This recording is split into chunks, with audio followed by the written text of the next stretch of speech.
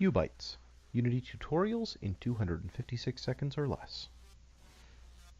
In today's video, we're going to be talking about how to get the button onClick event to fire to a custom script. So here we have a new UI with a button, and it does not have anything special on it. This is all just the stock stuff that comes with a button. When you go to UI button. However, from here, we want it to call this IWasClicked method in our custom click handler class. So in order to do that,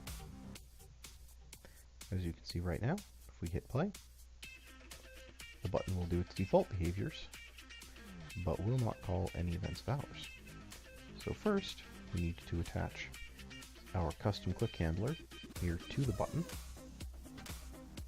and then we need to add to the button script onClick event list a new event. Set the button itself as the target, the custom click handler IWasClicked method as the target invocation, and now if we go into this and hit play,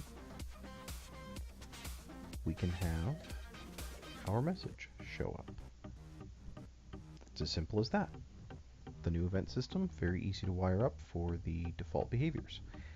In our next video, we will talk about how to get these same events firing for other UI elements. For example, our image here with the UBytes logo. See you next time.